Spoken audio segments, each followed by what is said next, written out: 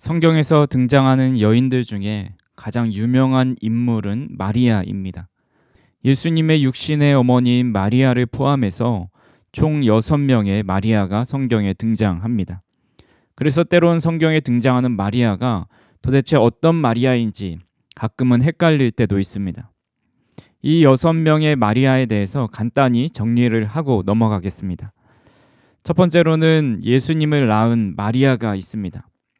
그리고 오늘 성경에 나온 예수님을 따르는 여제자 중에 한 명인 막달라 마리아입니다.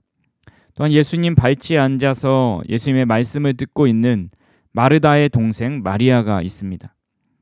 초대교회의 기도처로 사용되었던 곳은 마가 요한의 어머니 마리아의 집이었습니다.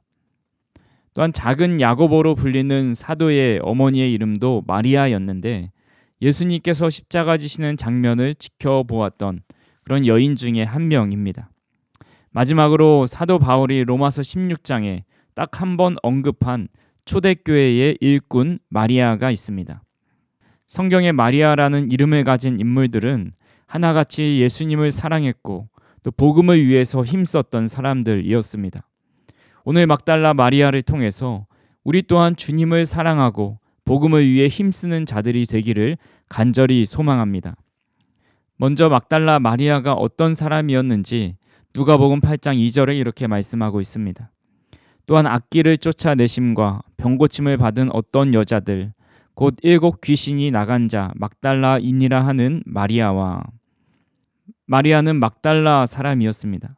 막달라는 갈릴리 호수 서편 디베레아 북쪽 약 4.8km 정도에 위치한 성읍이었습니다. 이 막달라라는 성읍의 이름의 뜻은 하나님의 탑이라는 뜻입니다. 그녀는 7 귀신 들려서 오랫동안 고생하였지만 예수님이 그를 치료해 주셨습니다. 성경에서 귀신 들린 사람의 대표적인 모습이 마가복음 5장에 나옵니다. 1절부터 5절을 보시면 예수께서 바다 건너편 거라사인의 지방에 이르러 배에서 나오심에 곧 더러운 귀신 들린 사람이 무덤 사이에서 나와 예수를 만나니라. 그 사람은 무덤 사이에 거처하는데 이제는 아무도 그를 쇠사슬로 맬 수 없게 되었으니 이는 여러 번 고랑과 쇠사슬에 매었어도 쇠사슬을 끊고 고랑을 깨뜨렸음이러라. 그리하여 아무도 그를 제어할 힘이 없는지라. 밤낮 무덤 사이에서나 산에서나 늘 소리 지르며 돌로 자기의 몸을 해치고 있었더라. 거라사 지방의 군대 귀신 들린 자를 보면 몇 가지 특징이 있습니다. 먼저 귀신 들린 사람은 집에 거하지 않고 무덤 사이에 거합니다. 정상적인 생활을 하지 않고 또 직업을 갖지 않습니다. 다른 사람뿐만 아니라 가족과도 소통을 거부하고 홀로 생활하고 있습니다.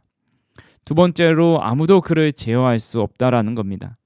사람들은 무덤에 머물면서 사람들을 위협하기에 그를 가축처럼 묶어두려고 여러 번 고랑과 쇠사슬을 메었습니다. 하지만 그는 그것을 끊고 다 깨뜨려 버렸습니다. 인간의 힘의 범주를 벗어나 악령에 완전히 사로잡혀 있습니다. 세 번째로는 몸을 혹사합니다. 밤낮 무덤 사이에서나 산에서나 늘 소리를 지르면서 돌로 자기 몸을 자해합니다. 귀신이 사람의 몸에 들어온 목적은 그 사람을 살리고 새 생명을 주는 것이 아닙니다. 그 사람을 죽이고 더 피폐하게 만들어 버립니다. 예수님께서 변화산에 올라가셨을 때 베드로와 야고보, 요한만 데리고 가셨습니다. 그리고 나머지 제자들은 산 아래에 있었죠. 그때 한 아버지가 자기 아들이 귀신 들렸는데 이 아들을 고쳐주기를 바라고 제자들을 찾아왔습니다. 제자들은 예수님이 계시지 않았기 때문에 자신들이 귀신을 쫓아내려고 했습니다.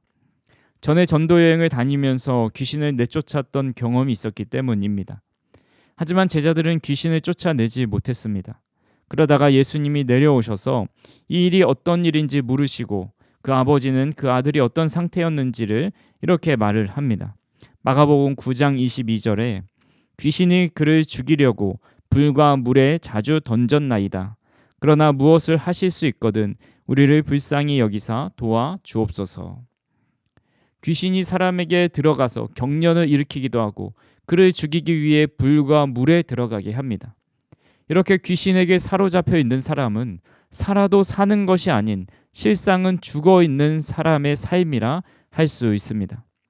또한 7 귀신에 대해서 한 학자는 7가지 죄악에 사로잡힌 그런 전형적인 죄인의 모습을 의미한다라고 말하기도 합니다. 기독교의 7가지 죄악은 탐식, 탐욕, 나태, 정욕, 교만, 시기, 분노입니다. 이런 7가지 죄악은 단테의 신곡과 밀턴의 신라권에도 등장합니다. 하지만 일반적으로 성경에서 귀신 들린 것을 단순히 이런 죄악을 범하는 것으로 표현하지 않습니다. 귀신에게 온전히 사로잡혀 있는 악한 영에 사로잡혀 있는 것인데, 그렇게 귀신 들렸을 때 하나님을 멀리하고 이런 7가지 죄악을 가까이 하는 모습으로 살아갈 수밖에 없습니다. 또한 7이란 숫자는 성경에서 완전수이기 때문에 귀신의 영으로 가득 차 있는 그런 사람의 모습을 7 귀신 들린 사람이라고 표현하기도 합니다. 이렇게 마리아는 7 귀신이 들려서 살아도 사는 것이 아닌 삶을 살아가고 있었습니다. 하지만 여느 귀신 들린 사람처럼 예수님을 만나 그의 인생이 새롭게 변화되었습니다. 막달라 마리아에 대한 본문에 특별한 점이 있습니다. 거라사 지방에 귀신 들린 사람이나 또 아버지가 고침을 받기를 원하며 찾아왔던 그 아들이나 귀신 들렸다가 낫는 그 과정이 잘 기록되어 있지만 그 이후에 그들이 어떤 삶을 살았는지는 기록하고 있지 않습니다. 하지만 마리아는 어떻게 그의 병이 낫게 되었는지 성경은 기록하고 있지 않지만 예수님의 십자가 사건과 부활의 사건에 등장하는 중요한 인물, 그가 나음 받은 후에 어떻게 살아갔는지 기록하고 있습니다. 예수님을 만난 사람은 변화된 인생을 살아갑니다. 그 은혜를 크게 느낄수록 변화도 크게 일어납니다. 은혜가 이끄는 변화라는 책에서 이런 글이 있습니다. 은혜가 이끄는 변화는 하나님이 하시는 일이지만 우리 삶 가운데 우리의 실제적인 행동들을 통하여 펼쳐진다.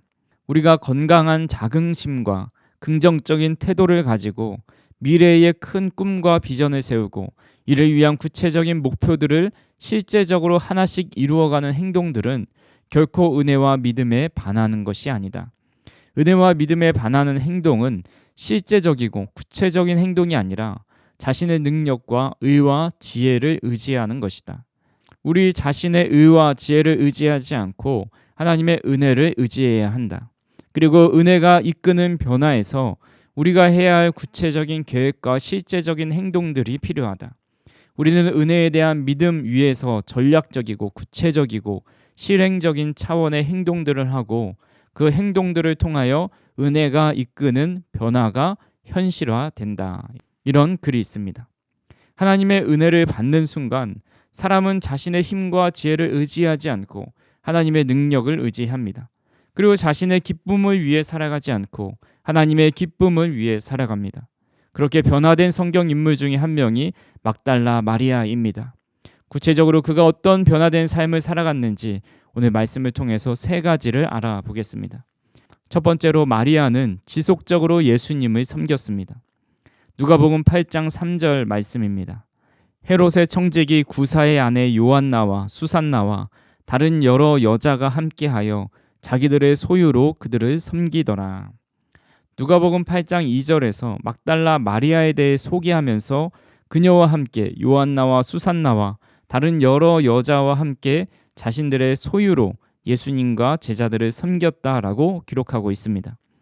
본문에서 섬기다라는 말은 헬라어로 디아코네오라는 말입니다. 이는 자원하여 봉사한다라는 뜻으로 미완료 형태로 사용되었습니다. 즉 막달라 마리아는 자원하는 마음으로 예수님과 제자들을 지속적으로 봉사하고 섬겼다라는 것을 본문의 시제를 통해서 알 수 있습니다. 고대 순의 설교자들이 부유한 여인들로부터 재정적인 도움을 받는 경우는 흔히 있었다고 합니다. 하지만 본문에 표현하고 있는 것처럼 자신의 소유 중 일부를 떼어서 아무런 대가 없이 지속적으로 섬기는 것은 그렇게 흔한 일이 아니었습니다. 즉 유명한 설교자 랍비를 자신의 가시를 드러내기 위해서 일시적으로 도움을 주는 경우는 종종 있었습니다. 하지만 이렇게 지속적으로 자신의 소유로 예수님과 제자들을 섬기는 경우는 흔치 않았다라는 것이죠. 이들은 자신의 명예를 드러내기 위해서도 아니고 사람들로부터 인정받기 위해서도 아닙니다. 그들은 주님을 사랑하고 하나님 나라 복음이 전파되는 일을 가장 귀한 것으로 여겼기 때문에 이렇게 지속적으로 주님과 그의 제자들을 후원하고 섬길 수 있었습니다. 지속적으로 무엇인가를 한다는 것은 그 사람의 마음이 진실하다라는 것을 알려줍니다. 매년 연말이면 어려운 이웃을 위한 성금을 몰래 놓고 사라지는 이 전북 전주에 얼굴 없는 천사가 있습니다. 연말에 전주시 노송동 주민센터에 익명의 전화가 걸려옵니다. 인근에 성금을 놓아두었습니다. 어려운 가정을 위해 써주십시오라는 전화를 하고 끊습니다. 주민센터에서는 성금을 놓아둔 현장에 가보면 지폐다발과 돼지저금통, 또 편지가 든 상자를 발견합니다. 편지에는 올 한 해도 고생 많으셨습니다. 불우한 이웃을 도와주세요. 감사합니다. 라는 글이 쓰여 있었습니다. 그 상자에는 5만 원권과 동전 총 8천만 원이 약간 넘는 그런 금액이 들어 있었습니다. 이런 일들을 무려 24년 동안 익명으로 성금을 하였는데 지금까지 총 9억 7천만 원이 넘는다고 합니다. 지난 2019년도에는 6천여만 원의 성금이 도난당한 사건이 벌어지기도 했지만 이분의 선행은 멈추지 않았고 이분이 누구인지 아직까지 밝혀지지 않았습니다. 한두 번은 누구나 할 수 있습니다. 하지만 24년 동안 무명으로 이런 일을 한다는 것은 그 사람이 얼마나 어려운 이웃을 사랑하고 있는지, 그들을 위한 진실한 마음이 있는지를 알려주고 있습니다. 물질로 후원하는 것, 또 몸으로 봉사하고 시간을 들이면서 헌신하는 일을 꾸준히 하는 것은 그 사람이 얼마나 그 일에 진심이고 마음이 담겨 있는지를 알려줍니다. 막달라 마리아는 자신을 구원해 주신 주님을 위해서 지속적으로 물질과 헌신으로 예수님과 제자들을 섬겼습니다. 막달라 마리아는 진심으로 주님께 받은 은혜에 감사하고 있었고 진심으로 주님을 사랑하고 있다라는 것을 그의 지속적인 섬김과 행위를 통해서 알 수 있습니다. 저와 우리 성도님들도 각자 하나님께 받은 은혜가 크리라 생각됩니다. 우리가 받은 은혜를 귀하게 여기고 늘 기억해서 주님을 위해 계속해서 지속적으로 섬기며 살아갈 수 있기를 주님의 이름으로 축원합니다. 두 번째로 막달라 마리아는 예수님을 진심으로 사랑했습니다. 누가복음 8장에서 막달라 마리아의 이름이 한번 언급되고 그 이후에 십자가 사건에 그의 이름이 등장합니다. 요한복음 19장 25절입니다. 예수님의 십자가 곁에는 그 어머니와 이모와 글로바의 아내 마리아와 막달라 마리아가 섰는지라. 예수님께서 십자가 지실 때 그의 곁에 4명의 여인과 1명의 제자가 있었습니다. 예수님의 어머니 마리아와 예수님의 이모, 글로바의 아내 마리아와 막달라 마리아, 그리고 사도 요한이었습니다. 이렇게 4명의 여인들이 로마 군인들의 창과 칼에 찔려 죽일 수 있는 상황인데도 불구하고 예수님의 십자가 곁으로 가까이 가서 예수님의 운명하시는 순간을 지켜보았습니다. 예수님 곁에는 살기 가득한 군인들이 지키고 있었음에도 아랑곳하지 않았습니다. 막달라 마리아는 예수님께서 죽으시고 장사한 곳이 어딘지 확인하고 집으로 돌아갑니다. 그리고 안식일이 지나고 예수님의 무덤을 다시 찾아옵니다. 마가복음 16장 1절에서 2절입니다. 안식일이 지남에 막달라 마리아와 야고보의 어머니 마리아와 또 살로메가 가서 예수께 바르기 위하여 향품을 사다 두었다가 안식 후 첫날 매우 일찍이 해 돋을 때에 그 무덤으로 가며 막달라 마리아와 2명의 여인은 예수님의 시체에 바르기 위해 향품을 사두었다가 주일 아침 일찍 그 무덤에 갑니다. 가면서 큰 돌무덤을 누가 옮겨줄까 고민하면서 가지만 이미 돌무덤은 열려 있었습니다. 이 일을 보고 마리아는 시몬 베드로와 제자들에게 가서 돌무덤이 옮겨져 있고 예수님의 시신이 없어졌다라고 말을 합니다. 베드로와 다른 제자가 무덤으로 달려갔고 그곳에서 무덤에 놓인 세마포만 보고 돌아갑니다. 하지만 마리아는 그 자리를 떠날 수 없었습니다. 요한복음 20장 11절입니다. 마리아는 무덤 밖에 서서 울고 있더니 울면서 구부려 무덤 안을 들여다보니. 마리아는 무덤 밖에 서서 울고 있습니다. 여기서 운다는 말은 심히 통곡하며 슬퍼한다라는 말입니다. 마리아는 예수님께서 가장 고통스러워하는 곳까지 따라다녔고 예수님을 위해 진정으로 눈물을 흘리는 여인이었습니다. 나훈아 씨가 부른 사랑은 눈물의 씨앗이라는 곡이 있습니다. 사랑이 무엇냐고 물으신다면 눈물의 씨앗이라고 말하겠어요. 태진아 씨가 부른 곡 중에 사랑은 눈물이라 말하지라는 곡에서도 사랑이 뭐냐고 물을 땐 사랑은 눈물이라 말하지라는 가사가 있습니다. 눈물은 진실을 의미합니다. 물론 악어의 눈물이라는 말도 있습니다. 나일강에 사는 악어는 사람을 잡아먹고 난 뒤에 눈물을 흘린다는 서양의 전설에서 나온 말입니다. 요즘에는 정치가들의 위선적인 눈물을 빗대어서 악어의 눈물이라는 용어를 사용합니다. 거짓으로 흘리는 눈물 혹은 남을 속이기 위해 흘리는 눈물이라는 뜻입니다. 김현승 시인이 쓴 눈물이라는 시입니다. 덜어는 옥토에 떨어지는 작은 생명이고죠. 흠도 티도 금가지 않는 나의 전체는 오직 이뿐. 더욱 값진 것으로 드리라 하올제. 나의 가장 나중 지닌 것도 오직 이뿐. 아름다운 나무의 꽃이 시듬을 보시고 열매를 맺게 하신 당신은 나의 웃음을 만드신 후에 새로이 눈물을 지어 주시다. 흠도 티도 금가지 않는 눈물의 순수성과 완정성, 그리고 눈물이 가지고 있는 가치를 알려주는 그런 시입니다. 김현승 시인은 이런 말을 했습니다. 인간이 신 앞에 드릴 것이 있다면 그 무엇이겠는가? 그것은 변하기 쉬운 웃음이 아니다. 이 지상에서 오직 썩지 않는 것이 있다면 그것은 신 앞에 흘리는 눈물일 것이다.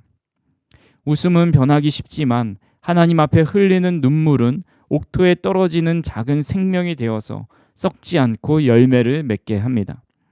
마리아가 흘린 눈물은 예수님을 얼마나 사랑하고 있는지 그의 진심을 알려줍니다. 그는 진심으로 주님을 사랑하고 있었기에 언제나 예수님의 곁을 지킬 수 있었고 그 자리가 십자가 곁에서 자신의 죽임을 당하고 고난을 당한다 하여도 그 곁을 떠나지 않게 하였습니다. 저와 우리 성도님들도 진심으로 주님을 사랑하는 눈물을 흘릴 수 있기를 간절히 바랍니다. 그리고 늘 주님 곁을 지킬 수 있기를 바랍니다.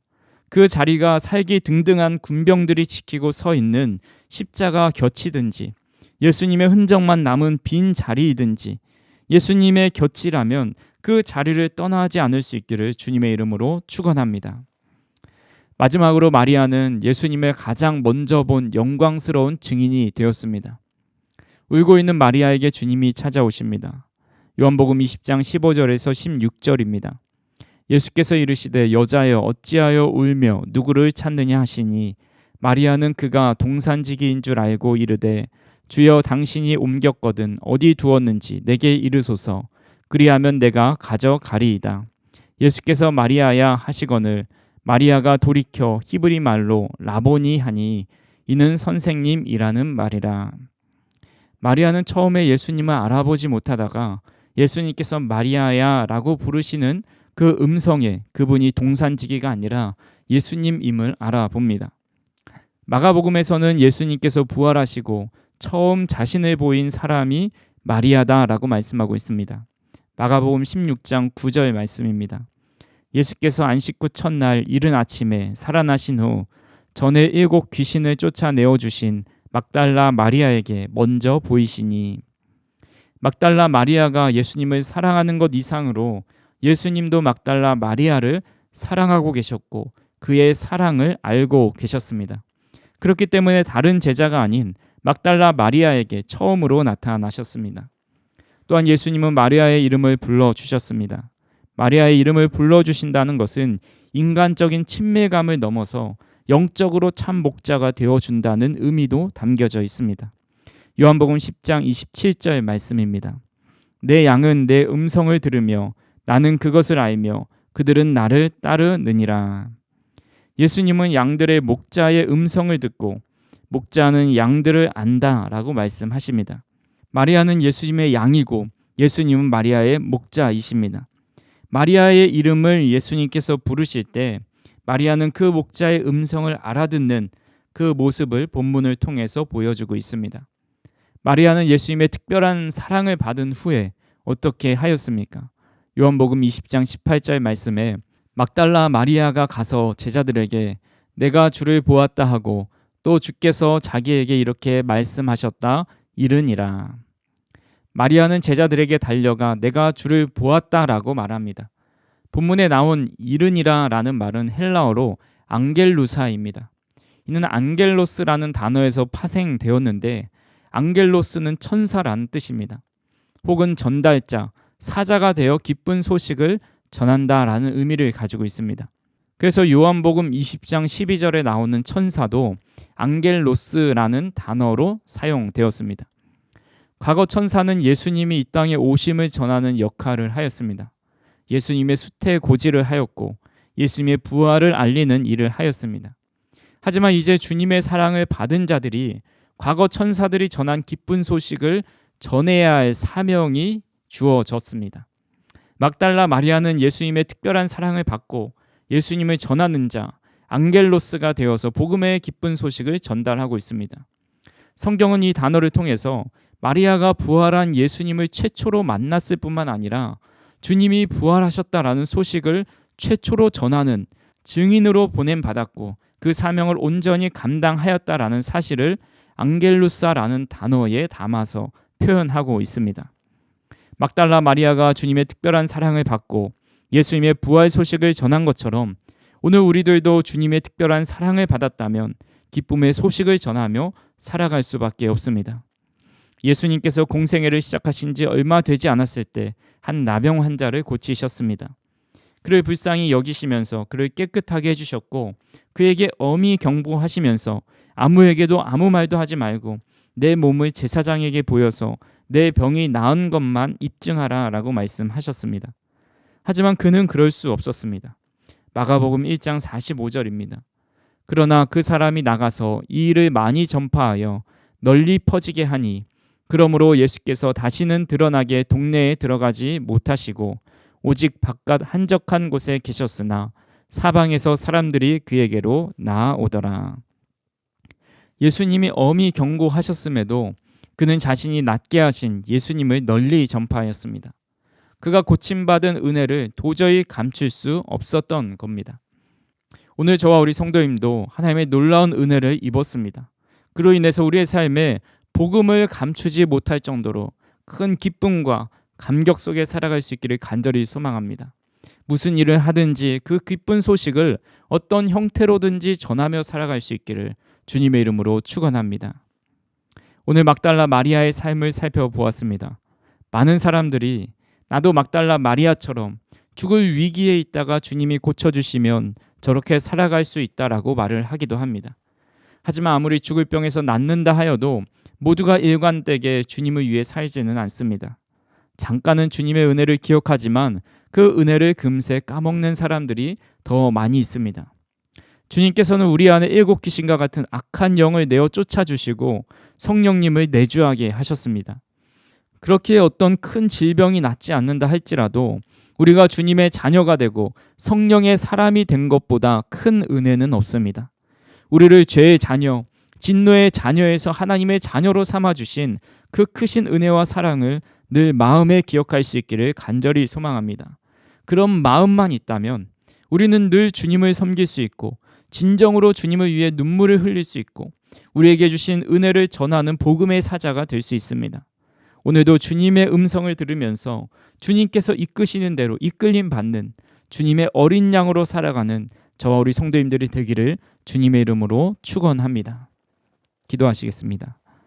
사랑과 은혜가 풍성하신 하나님 아버지, 우리 안에 일곱 귀신보다 더한 악한 영이 늘 도사리고 살아가고 있음에도 그 악한 영을 쫓아내어 주시고 주님의 성령으로 충만케 하여 주시니 감사드립니다. 우리가 주님의 은혜를 잊지 않게 하여 주시고 늘 주님을 진심으로 사랑하며 주님을 위해 눈물 흘리고 늘 주님과 가까이 살아갈 수 있도록 인도하여 주시옵소서. 주님께 받은 은혜를 이 세상에 널리 전하는 주의 사자가 될 수 있도록 인도하여 주시옵소서. 예수님의 이름으로 기도하옵나이다. 아멘.